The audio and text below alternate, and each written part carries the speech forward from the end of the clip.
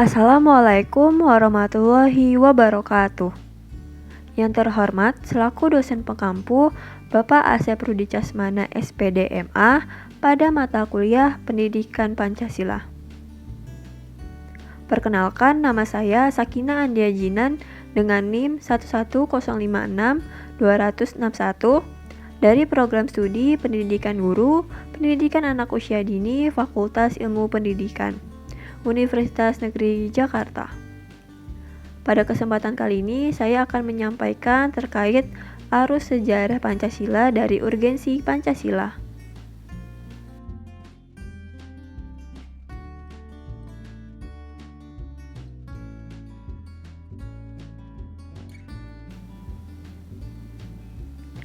Berdasarkan penelusuran sejarah, Pancasila tidaklah lahir secara mendadak pada tahun 1945, melainkan melalui proses yang panjang, dengan didasari oleh sejarah perjuangan bangsa dengan melihat pengalaman bangsa lainnya. Pancasila dipahami oleh gagasan-gagasan besar dunia, tetapi tetap berakar pada kepribadian dan gagasan-gagasan besar pada bangsa Indonesia sendiri.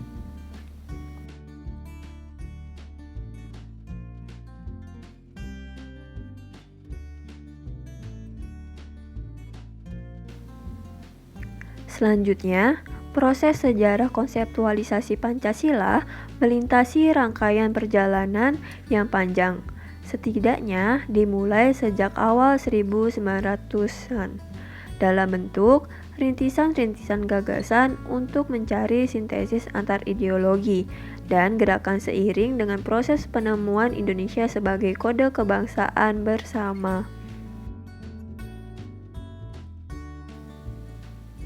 Dan proses ini juga ditandai dengan kemunculannya sebagai organisasi pergerakan kebangkitan, partai politik, serta Sumpah Pemuda.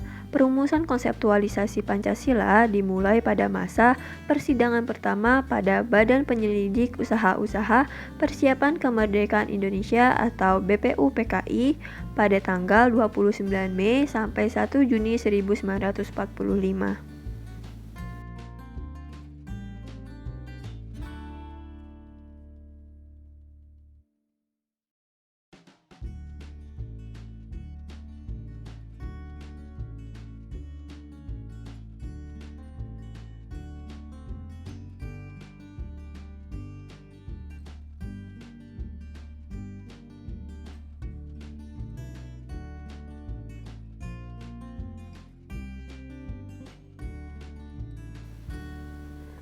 Selanjutnya, rangkaian ini ditutup dengan pidato Soekarno pada 1 Juni yang menawarkan 5 prinsip dari dasar negara yang diberi nama Pancasila.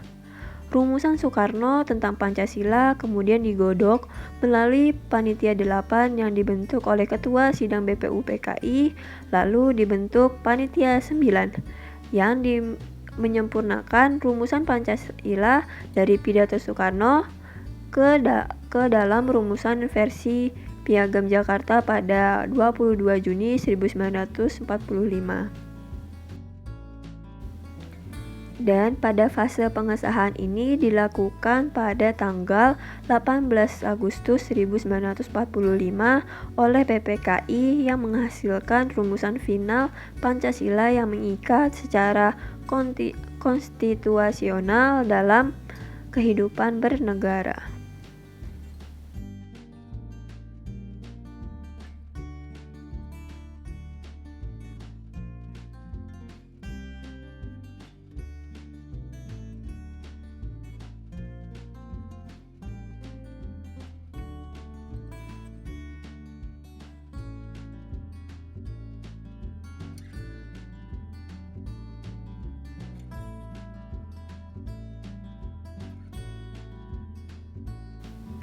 Setelah itu, Soekarno menawarkan rumusannya tentang 5 prinsip atau sila yang menurutnya merupakan titik persetujuan segenap elemen bangsa.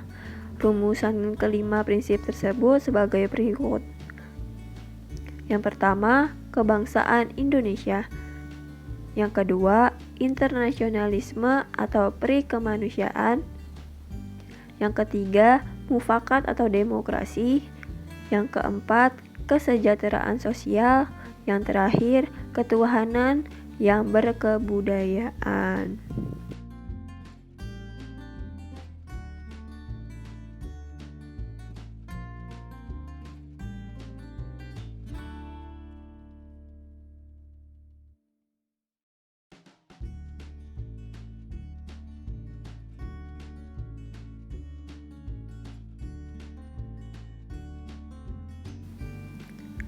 Dan pada akhirnya masa persidangan pertama, Ketua BPU PKI membentuk panitia kecil yang bertugas untuk mengumpulkan usul-usul para anggota yang akan dibahas pada sidang berikutnya pada tanggal 10-17 Juli 1945. Panitia kecil ini yang resmi beranggotakan 8 orang atau panitia 8 di bawah pimpinan Soekarno dan terdiri dari 6 orang wakil golongan kebangsaan dan 2 wakil golongan Islam. Yaitu panitia 8 ini terdiri dari Soekarno, Muhammad Hatta, Muhammad Yamin, Marimis, Sutarjo Kartohardikusumo, Otto Iskandar Dinata, yaitu golongan dari kebangsaan. Yang selanjutnya yaitu Ki Bagus Hardikusumo dan Kiai Haji Wahid Hasyim yang dari golongan Islam.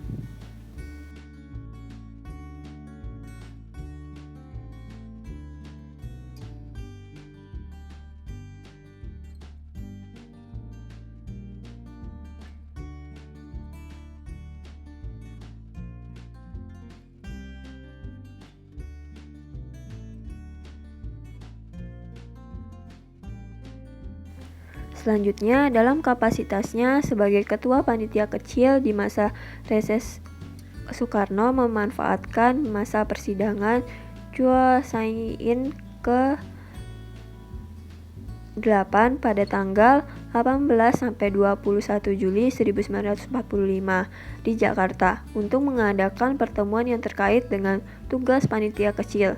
Selama pertemuan itu, panitia kecil dapat mengumpulkan dan memeriksa usul-usul menyangkut beberapa masalah yang dapat digolongkan ke dalam 9 kategori berikut. Yang pertama, Indonesia merdeka selekas-lekasnya. Yang kedua, dasar atau negara. Yang ketiga, bentuk negara uni atau federasi. Yang keempat, daerah negara Indonesia. Kelima, badan perwakilan rakyat. Keenam, badan penasehat. 7, bentuk negara dan kepala negara. Kedelapan, soal pembelaan. Yang kesembilan atau terakhir yaitu soal keuangan.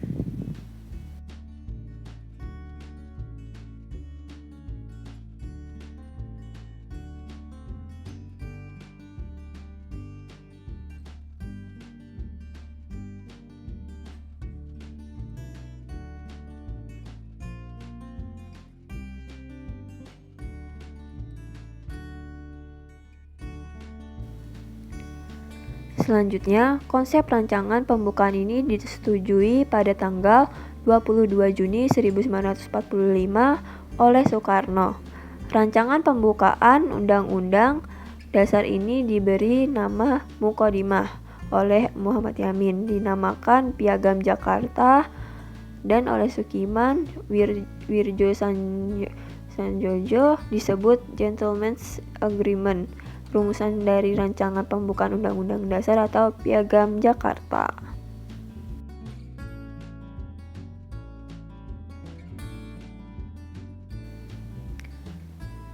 Pada tanggal 18 Agustus 1945, kesepakatan yang terdapat dalam Piagam Jakarta tersebut diubah pada bagian akhir oleh Panitia Persiapan Kemerdekaan Indonesia atau PPKI. Hal ini penting. Yang diubah oleh panitia ini adalah 7 kata setelah ketuhanan, yang semuanya berbunyi ketuhanan dengan kewajiban menjalankan syariat Islam bagi para pemeluk-pemeluknya, diubah menjadi ketuhanan yang Maha Esa. Selain itu, perubahan juga terjadi pada klausal pasal pada batang tubuh Undang-Undang Dasar 1945. Pasal 6 ayat 1 mengenai syarat presiden. Semula ayat itu mensyaratkan presiden harus orang yang beragama Islam, tetapi kemudian diubah menjadi hanya harus orang Indonesia asli.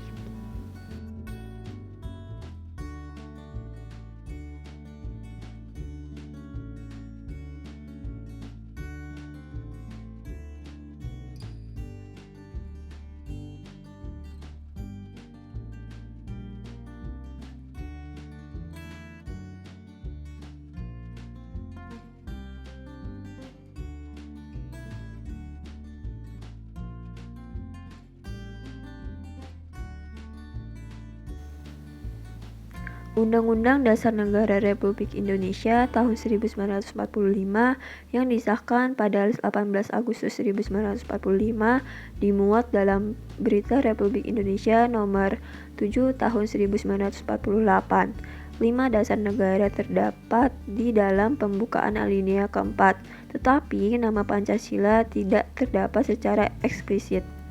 Secara ideologis, dasar negara yang 5 itu adalah Pancasila. Rumusan 5 nilai dasar sebagaimana tercantum dalam pembukaan Undang-Undang Dasar Negara Republik Indonesia tahun 1945 sebagai berikut. Yang pertama, ketuhanan yang Maha Esa. Yang kedua, keadilan yang adil dan beradab. 3. Persatuan Indonesia. 4. Kerakyatan yang dipimpin oleh hikmat kebijaksanaan dalam permusyawaratan perwakilan. Yang kelima, keadilan sosial bagi seluruh rakyat Indonesia.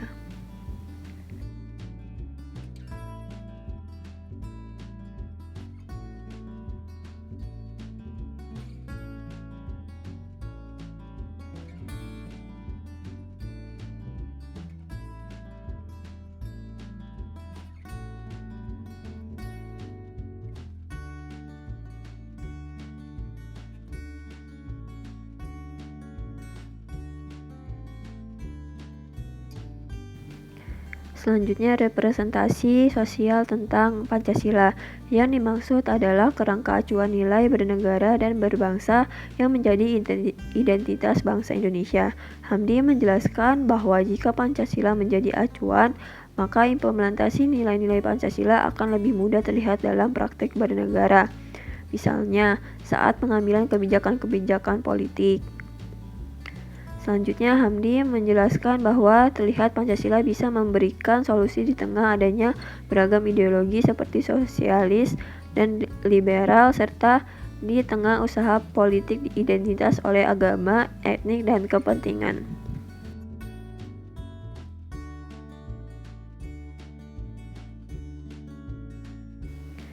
Cukup sekian yang saya sampaikan. Terima kasih.